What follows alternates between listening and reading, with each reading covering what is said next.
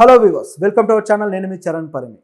పవన్ కళ్యాణ్ గారు అల్లు అరవింద్ మీద ఒక సంచలన వ్యాఖ్యలు అయితే చేశారు. ఇది చాలా ఇంట్రెస్టింగ్గా ఉందన్నమాట. ఇక వీళ్ళ వార్ ఇలా సాగుతూనే ఉంటుందా? సమాంతరంగా రైలు పట్టాలు వెళ్ళినట్టు ఎంత దూరమైనా ఇలా విడిగా వెళ్ళిపోతూ ఉండాల్సిందేనా? మళ్ళీ కలవర ఈ అల్లు ఫ్యాన్స్, అలాగే అల్లు ఫ్యామిలీ, అలాగే మెగా ఫ్యామిలీ. సో వీళ్ళ మధ్య ఇక ఇది సయోధ్య రాధా అనే ప్రశ్న అయితే చాలా రోజులుగా వస్తూ ఉంది. సో ఇప్పుడు వీళ్ళు ఒకరినొకరు వేసుకునే పంచులు, ఎవరైతే ఇండైరెక్ట్గా మాట్లాడుతున్న ఈ వ్యక్తులు ఇద్దరు ఉన్నారో, సో వీళ్ళది పరిష్కారానికి అయితే దారి తీయట్లేదు. కానీ కొత్తగా అనేక వ్యాఖ్యలు అయితే వస్తూ ఉన్నాయి వాళ్ళ నుంచి. అంటే దీనికి అనేక మలుపులు ఇస్తూ పోతున్నారు. అంటే దీనికి ఇంకా ఆజ్యం పోసే పద్ధతిలోనే ఉంది. కానీ మరి వీళ్ళు ఎందుకు సయోధ్య వైపు వెళ్ళట్లేదంటే అర్థం కావడం లేదు. సో దీనిలో ఇప్పుడు కొత్తగా ఇంకో విషయం ఏంటంటే, పవన్ కళ్యాణ్ గారు అల్లు అరవింద్ గారిని ఉద్దేశించి కొన్ని వ్యాఖ్యలు చేశారు. సో ఏమన్నారంటే, ఒక సభలో మాట్లాడుతూ అల్లు అరవింద్ గారు, సో ఆయన నన్ను మొదటి సినిమాతోటి లాంచ్ చేశారు. సో ఆయన లాంచింగ్ తోటే నేను ఈ సినిమా ఇండస్ట్రీలో అడుగుపెట్టాను అని చెప్పేసి అన్నారు. సో దాంతోపాటు మరిన్ని విషయాలు అల్లు అరవింద్ గారితో ఉన్న విషయాలు ఆయన పంచుకున్నారు. సో అవి కూడా మనం మాట్లాడదాం. నిజానికి ఈ గొడవ చూస్తే ఎప్పుడో ముగిసిపోవాల్సిన గొడవ. పవన్ కళ్యాణ్ గారు మళ్ళీ దీన్ని రిపీటెడ్గా ఎందుకు అంటున్నారు కూడా అర్థం కావట్లేదు. ఇప్పుడు మొన్న కర్ణాటక వెళ్ళినప్పుడేమో కర్ణాటకలో అదేవిధంగా ఆ కుంకి ఏనుగులను కొంటూ అక్కడ ఒక సెటైర్ వేశారు. అది డైరెక్ట్గా ఇక పుష్ప మీదనే వేసినట్టు కనిపిస్తుంది. అంటే గతంలో 40 ఏళ్ల క్రితం అయితే అడవులను కాపాడే హీరోలు వచ్చేవాళ్ళు, ఇప్పుడైతే మాత్రం అడవుల్ని నాశనం చేసే హీరోలు పాత్రలు చేస్తున్నారు. సో ఇలాంటివి నేనైతే చేయను అని చెప్పేసి అన్నారు. అంటే అవి చేసే హీరో మీద ఒక సెటైర్ అది. సో అడవులను నాశనం చేస్తున్నది ఇక పుష్ప సినిమాలో థీమే కదా, ఆ ఎర్రచందనం కావచ్చు ఇదంతా. సో దాన్ని హీరోయిజంగా చూపించడం, ఈ విధమైన పర్యావరణ వినాశనానికి అది ఒక ఎగ్జాంపుల్ లాగా కనపడుతుంది అని చెప్పేసి ఆయన విమర్శించడం అనేది ఈ అల్లు ఫ్యాన్స్కి బాగా హర్ట్ చేసింది. డైరెక్ట్గా అల్లు అర్జున్ అంటున్నట్టే ఉంది అది చూస్తూ ఉంటే. అయితే వాళ్ళ మధ్య రాజకీయంగా ఉన్న గ్యాప్ దృష్ట్యా అది ఎంతటి గ్యాప్ అనేది అందరికీ అర్థమైంది కాబట్టి ఆయన ఇంటెన్షనల్గా ఉండొచ్చు ఆ మాట కూడా. ఎందుకంటే వయసులో కూడా చాలా పెద్దవాడు. సో ఆయన హీరోగా కూడా ఆయనకున్న మార్కెట్ కానీ అవన్నీ కూడా పెద్ద స్థాయిలోనే ఉన్నాయి. చాలా సీనియర్ కూడా, నటుడుగా కూడా. సో ఇవన్నీ చూసుకున్నప్పుడు తన ఇంట్లో తన ముందు పెరిగిన పిల్లలే కాబట్టి వీళ్ళు ఆ స్వాతంత్రం తీసుకొని ఒక మాట అని ఉండొచ్చు. ఎందుకంటే తన ఇంట్లో వాళ్ళే తనకు వ్యతిరేకంగా ప్రచారాలు చేసినప్పుడు ఆ మాత్రం బాధ ఉంటుంది ఎవరికైనా. సరే, వ్యక్తిగత విషయాలు అన్నీ ఎంత చెప్పుకున్నా సరే రాజకీయంగా వచ్చిన తర్వాత అది ప్రజల విషయాలు అవుతాయి కానీ వ్యక్తిగత విషయాలు అవ్వవు. సో ప్రజలకు సంబంధించి ఒక సిగ్నల్స్ ఇచ్చినట్టు అయిపోతుంది. కాబట్టి అందులో పవన్ కళ్యాణ్ గారు హర్ట్ అవ్వడము, సో దాన్ని ఆయన ఆ విధంగా బయట పెట్టుకోవడం అనేది కనిపిస్తూ ఉంది. అల్లు అర్జున్ గారు కూడా పోని ఆ బాధను అర్థం చేసుకొని ఉంటే బాగుండేది. ఆయన అర్థం చేసుకోకుండా ఆయన తిరిగి మిగతా హీరోలకు ఫ్యాన్స్ ఉంటారేమో కానీ నాకు మాత్రం ఆర్మీ ఉంటుందని చెప్పేసి సపరేట్గా తనకంటూ వేరే ఫ్యాన్ బేస్ ఉంది, అది మెగా ఫ్యాన్ బేస్ కాదు అని చెప్పేసి ఆయన ఒక డైవర్షన్ చూపించడానికి ప్రయత్నించారు.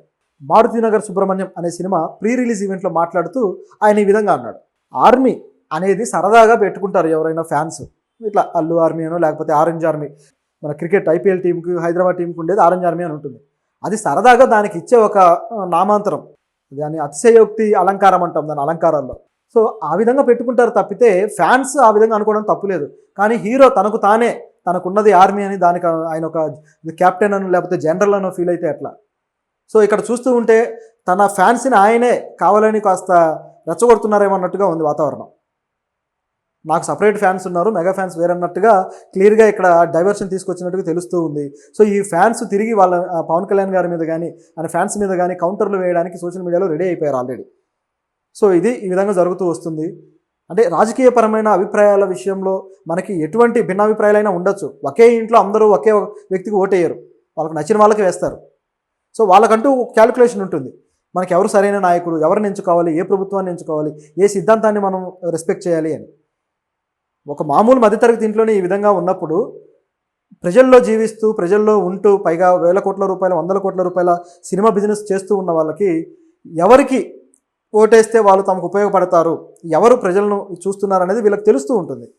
కాబట్టి వాళ్ళ సొంత నిర్ణయాలు తీసుకోవడంలో ఎటువంటి తప్పు లేదు. కాకపోతే రాజకీయంగా ప్రభావితం చేయడం అనేది ఒక డిఫరెంట్ యాక్టివిటీ. ఒపీనియన్ లీడర్స్ అంటాం వీళ్ళని జర్నలిజంలో. అంటే అవతలి వ్యక్తికి ఏ ఒపీనియన్ లేనప్పుడు మనమే ఒక ఒపీనియన్ వాళ్ళకు బిల్డ్ చేస్తాం అనమాట. ఈ వ్యక్తి మంచోడు, ఈ వ్యక్తికి వేయండి అంటే ఈయన నమ్మిన పార్టీకి వేయండి అని మనమే బిల్డ్ చేయడం. నిజానికి ఇలాంటి ఒపీనియన్ లీడర్స్గా పత్రికలను చెప్తూ ఉంటాం. జర్నలిజంలో ఇదొక సబ్జెక్టు, ఇదొక థీమ్ అనమాట. సో ఒపీనియన్ లీడర్స్గా పత్రికలు ఏం చేస్తాయంటే వాళ్ళకు నచ్చిన నాయకులని, వాళ్ళ సిద్ధాంతాలని వీళ్ళు మోసి ఆ పత్రికలు ఇవి కరెక్ట్ అయిన సిద్ధాంతాలు, ఇవి నిజమైన సిద్ధాంతాలు అని ప్రజల్లోకి తీసుకువెళ్ళి ప్రజలు ఈ పత్రికలు ఏమనుకుంటున్నాయో అదే విధంగా భావించేలా చేస్తాయి. ఒక విధమైన హిప్నాటిజం అనమాట. అలాంటి అభిప్రాయం ఏర్పాటు చేస్తాయి. అది పత్రికలు చేసే పని. అలాంటి పని ఇలాంటి సెలబ్రిటీలు పైగా ఒకే కుటుంబం వాళ్ళు విడివిడిగా చేస్తే ఏమైపోతుందంటే మొత్తం ఆయన ఫ్యాన్స్ కావచ్చు, ఆయన వైపు ఉండే వ్యక్తులు కావచ్చు, వీళ్ళందరికీ ఒక అభిప్రాయాన్ని ఏర్పరిచినట్టు. అది ఖచ్చితంగా రాజకీయంగా పవన్ కళ్యాణ్ గారికి దెబ్బ తగిలే అవకాశం ఉంది కాబట్టి ఆయన హర్ట్ అయ్యారు. సో ఇది వ్యక్తిగతంగా తీసుకునే స్కోప్ దీంట్లో లేకుండా పోయింది. సో ఇదనమాట. అంటే ఈ స్ట్రాటజీ లేకపోతే దీనికి ఉండే ఈ డైమెన్షన్ని అర్థం చేసుకుంటే కరెక్ట్గా వెళ్ళే వాళ్ళేమో, కానీ అది మిస్ఫైర్ అయింది. సరే, ఈ విధంగా ఉంటే ఇక పవన్ కళ్యాణ్ గారు ఇదంతా జరుగుతూనే ఉంది. మరి దీనికి ఫుల్ స్టాప్ పెట్టాలనుకున్నారో లేకపోతే ఇది ఇంకా ఎక్కువ లాగితే జనాల మధ్యలో చులకన అయిపోతామని భావించారో కానీ మొత్తానికి ఆయన చేసిన వ్యాఖ్య మాత్రం బాగుంది. సో అల్లు అరవింద్ గారి గురించి ఆయన అంటూ, అల్లు అరవింద్ గారు నాకు లైఫ్ ఇచ్చారు అన్నారు. ఎందుకంటే ఆయన బ్యానర్లో 2 సినిమాలు చేశారు. సో ఆ 2 సినిమాల వల్ల ఆయనకు లైఫ్ వచ్చినట్టుగా అయింది. సో అల్లు అరవింద్ గారే నన్ను హీరోగా లాంచ్ చేశారు. అక్కడమ్మ ఇక్కడబ్బాయి సినిమాతోటి ఆయన పవన్ కళ్యాణ్ గారు లాంచ్ అయ్యారు. సో దాని ప్రొడ్యూసర్ అల్లు అరవింద్ గారు. సో ఈ విధంగా చెప్పడంతో ఇక ఈ అల్లు ఫ్యామిలీతోటి మాకు వైరం లేదు, సో ఆ పెద్ద ఆయనతోటి నాకుండే అండర్స్టాండింగ్ బాగానే ఉంది అని చెప్పే ప్రయత్నమా అనేది అనిపిస్తుంది. ఎందుకంటే అక్కడికి వెళ్ళి కలిసింది కూడా పవన్ కళ్యాణ్ గారిని ప్రొడ్యూసర్స్ కౌన్సిల్ నుంచి వెళ్ళి కలిసిన వాళ్ళల్లో అల్లు అరవింద్ గారు కూడా ఒకరు. ఆయన పక్కనే కూర్చొని మిగతా ప్రొడ్యూసర్స్ని పరిచయాలు చేయడాలు కావచ్చు. సో ఆయనకున్న బాండింగ్ అనేది అక్కడ కనపడుతూ ఉంది. సో బయట ఫ్యాన్స్ ఎంతమంది తిట్టుకున్నా సరే లోపల వాళ్ళ అండర్స్టాండింగ్ ఏంటనేది క్లియర్గా ఉంది. సో దీన్ని వ్యక్తిగత స్థాయిలో మరింత పెంచి అది మళ్ళీ ఫ్యాన్స్లో ఆజ్యం పోసేలా చేయకుండా దీనికి ఫుల్ స్టాప్ పెట్టడానికి పవన్ కళ్యాణ్ గారు తీసుకున్న నిర్ణయం అయితే చక్కటి నిర్ణయం. దాంతోపాటు ఆయన ఏమన్నారంటే తన ఎదుగుదలకి తన కుటుంబంలో ముఖ్యంగా పాటుపడింది ఎవరయ్యా అంటే ఆయన చెప్పింది ఒకటి చిరంజీవి గారి కుటుంబము, ఆ తర్వాత అల్లు అరవింద్ గారు అన్నారు. సో ఇంత చక్కటి మాటని వాడారు అంటే ఆయన ఎంత మెచ్యూరిటీతో ఆలోచించారు. ఈ గొడవ ఏం జరుగుతుందో తెలుసు, ఫ్యాన్స్ అందరూ కొట్టుకుంటున్నారని తెలుసు. సో ఇన్ని తెలిసినా సరే అల్లు అరవింద్ గారి మీద ఆయనకున్న ఆప్యాయతని ఈ విధంగా చాటుకున్నాడు. సో ఇది పవన్ కళ్యాణ్ గారికి ఉన్న మెచ్యూరిటీ. ఆయన ఎప్పుడైతే పదవిలోకి వచ్చారో అప్పుడే చెప్పారు మనం కక్షాపూర్తి రాజకీయాలు చేయడానికి రాలేదు అని చెప్పేసి. కాకపోతే ఆయనకు దాచుకునే స్వభావం తక్కువ, ఏదైనా ఉంటే టక్కున కక్కేసే మెంటాలిటీ అయింది. కాబట్టి కొన్ని సందర్భాల్లో ఆ విధంగా బయటపడిపోతుంటాడు. కానీ ఆయన మనస్తత్వం విషయంలో మాత్రం మంచి చేయాలనుకున్నప్పుడు విరివిగా మంచి చేసే గుణం కూడా ఆయనకు ఉంది.